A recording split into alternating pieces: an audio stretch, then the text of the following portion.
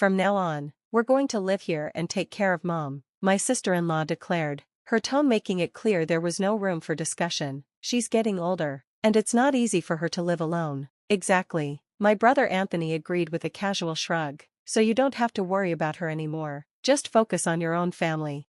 Their confidence only fueled my frustration. But why so suddenly? Don't you think it's unfair to make such a big decision without even consulting anyone? I demanded, my voice trembling with anger. No need to get caught up in the details, Anthony said dismissively. It's already decided. I walked away, but unease settled deep in my chest. Why had my brother returned so unexpectedly? My name is Sophie. I grew up in an ordinary household. My father was a civil servant, my mother a homemaker, and I had one sibling, Anthony. Life was simple until tragedy struck during my elementary school years. My father died suddenly in a traffic accident, leaving my mother to raise us alone. Having spent her entire life as a housewife, stepping into the workforce was a daunting challenge for her, but she did it. She took on multiple part-time jobs, sacrificing sleep and comfort to keep us afloat. We had to sell our home and move into a small apartment, but thanks to her determination, along with my father's small savings and insurance, my brother and I made it through school without major hardships. Now I have a family of my own, my husband and our 2 daughters. This year has been particularly hectic, with my eldest preparing for junior high school entrance exams and my youngest just starting school. Despite the chaos, our life as a family of 4 is filled with warmth and happiness. I met my husband in college, and we started dating soon after. We both wanted to get married, but I couldn't bear the thought of adding to my mother's financial burdens. Instead, we decided to save up for our wedding ourselves. After graduating, I worked hard, not just to build our future but also to support my mother. Sending her a monthly allowance felt like the least I could do to repay her for all the sacrifices she made. Even after I left my job to focus on raising our children, I made sure to continue sending her money. At 65, she lived alone, and I wanted her to finally enjoy a peaceful life after years of struggle. Both my brother and I were financially independent. There was no reason for her to worry about us anymore. But my brother's marriage had always been a mystery to me. He had a long-term girlfriend from junior high, and everyone assumed they would eventually marry. She was a sweet girl with a warm smile, but when my brother finally introduced his wife, she was nothing like the person we expected, glamorous, heavily perfumed, and exuding an air of someone who worked night shifts. My mother and I were stunned. But my brother married her without hesitation. There was no wedding ceremony, and after that, he vanished from our lives. No visits, no calls. For years, I often wondered where he was, if he was happy, if he was even okay, but I had no way of finding out. Then one day, my mother called, her voice fraught with unease. Sophie, I don't know what to do. Can you come over now? Alarm bells rang in my mind. What happened? Are you all right? I'm coming over right away. When I arrived at my childhood home, I was met with an unexpected sight: cardboard boxes stacked in the entryway, as if someone had just moved in.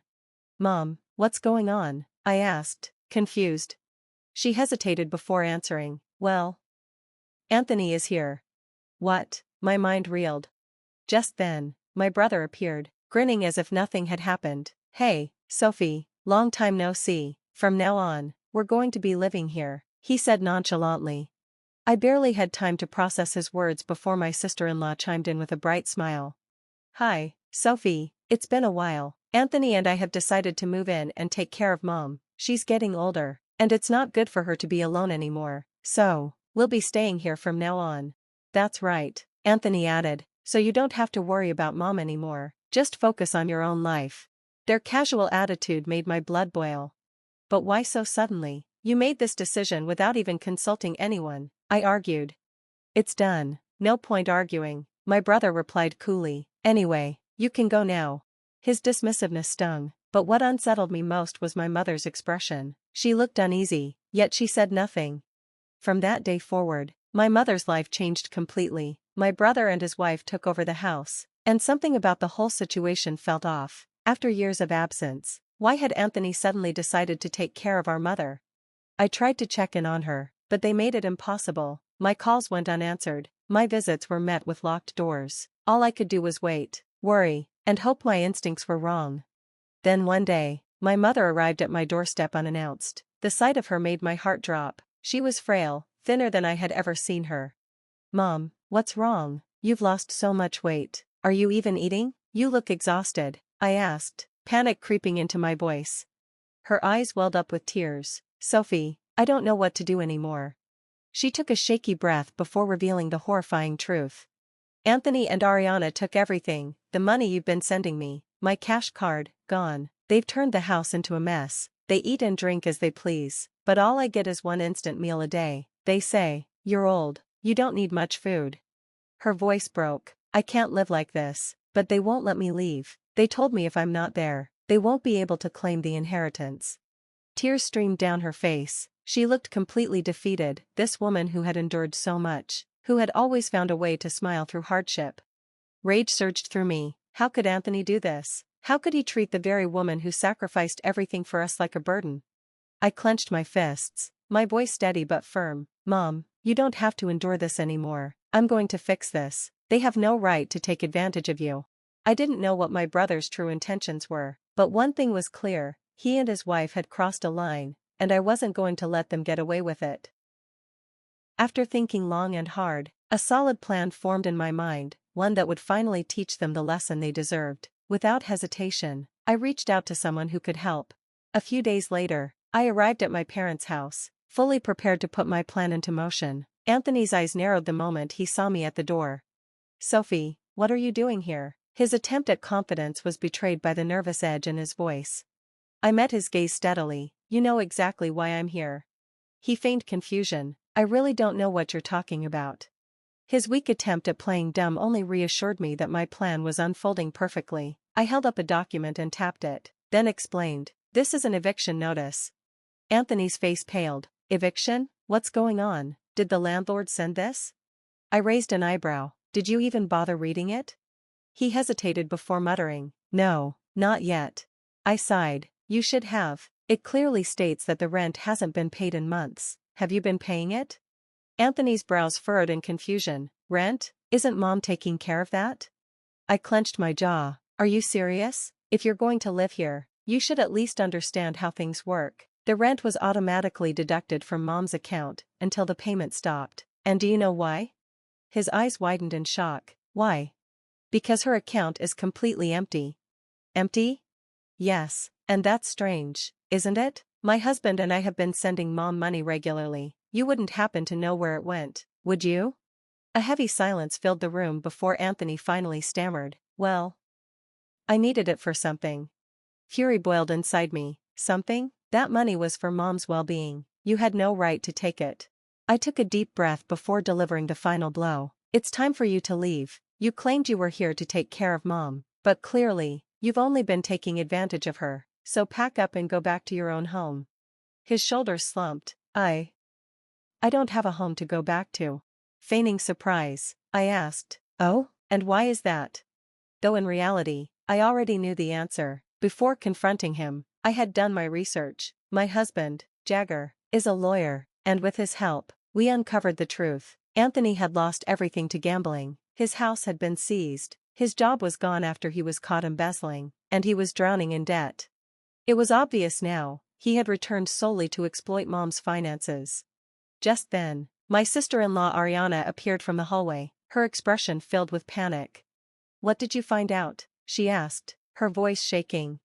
Jagger, who had been standing behind me, finally spoke. Quite a lot, actually. Ariana, you dropped out of high school and started working night shifts. You met Anthony through your boss and convinced him to marry you. Convenient timing, wasn't it?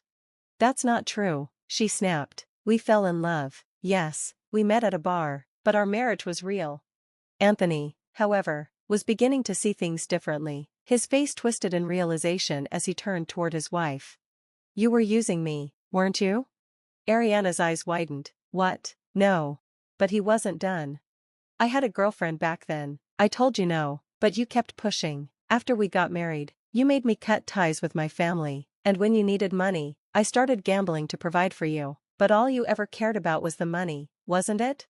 Tears welled in Ariana's eyes. That's not true. I really loved you. As they argued, I watched in disbelief. It was like a bad soap opera playing out before me. Everything had gone exactly as planned. I had contacted the landlord, confirmed the unpaid rent, and worked with Jagger to uncover the full extent of my brother's actions. With the eviction notice served, Anthony and Ariana had nowhere left to hide. Jagger finally broke the tension. Standing here arguing won't change anything. If you want to handle this properly, come to my office. We'll discuss your next steps.